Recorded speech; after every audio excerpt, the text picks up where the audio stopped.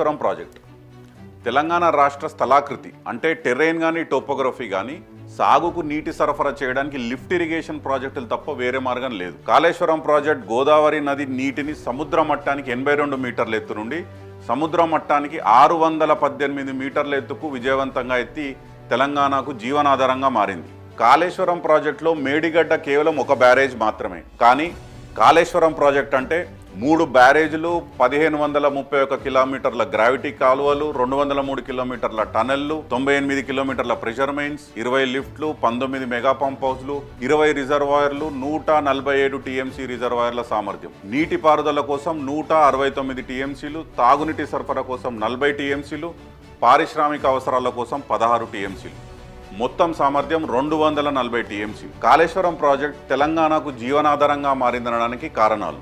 రెండవ హరిత విప్లవం. కాళేశ్వరం ప్రాజెక్ట్ కారణంగానే తెలంగాణలో హరిత విప్లవం ప్రారంభమైంది. 2014కు ముందు తెలంగాణ ఎండిపోయే ఒక కరువు ప్రాంతంగా ఉన్నది వాస్తవం. 2014 నుండి 2023 వరకు 10 సంవత్సరాలలో తెలంగాణ రాష్ట్రం హర్యానా, పంజాబ్లను తలదన్ని రైస్ బౌల్ ఆఫ్ ఇండియాగా మారింది. తెలంగాణలో సాగు విస్తీర్ణం 2014లో 1,30,00,000 ఎకరాల నుండి 2023 నాటికి 2,38,00,000 ఎకరాలకు పెరిగింది.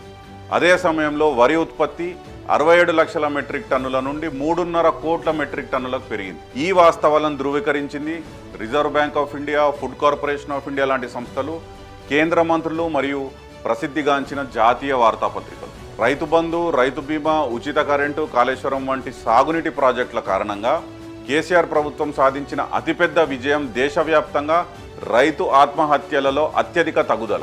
అప్పటి తెలంగాణ కాంగ్రెస్ అధ్యక్షుడు మరియు ప్రస్తుత ముఖ్యమంత్రి రేవంత్ రెడ్డి గారు అడిగిన ప్రశ్నకు కేంద్ర వ్యవసాయ శాఖ మంత్రి లోక్సభలో సమాధానమిస్తూ భారతదేశంలోని అన్ని రాష్ట్రాలలో రైతు ఆత్మహత్యలలో అత్యధిక తగ్గుదల నమోదైనటువంటి రాష్ట్రం తెలంగాణ అని చెప్పింది వాస్తవం. సిడబ్ల్యూసి అంటే సెంట్రల్ వాటర్ కమిషన్ ప్రకారం 2014 నుండి 2023 మధ్య 9 సంవత్సరాలలో తెలంగాణలో సగటు భూగర్భ జలాల మట్టం 4 మీటర్లకు పైగా పెరిగింది. భూగర్భ జలాల మట్టం పెరగడానికి కాళేశ్వరం ప్రాజెక్ట్ ఒక ప్రధాన కారణం అనే వాస్తవాన్ని ఎవరూ కాదనలేరు. కేసీఆర్ ప్రభుత్వం తీసుకొచ్చిన Kaleshwaram project, Mission Kakatiya, check డ్యాంల వల్ల కరువు ప్రాంతం నుండి సిరిసిల్ల నీటి మిగులు జిల్లాగా ఎలా మారిందనే స్ఫూర్తిదాయకమైన కథ ఇక్కడ ఉంది. ఇది national academy of administration in Mussoorie trainee IAS officer కోర్సులో ఒక కేస్ స్టడీ లాగా చేర్చబడింది. తెలంగాణలో 80 ఏళ్లుగా ఉన్న ఫ్లోరోసిస్ సమస్యను కాళేశ్వరం, మిషన్ భగీరథ వంటి సాగునీటి, తాగునీటి ప్రాజెక్టులను పూర్తి చేయడం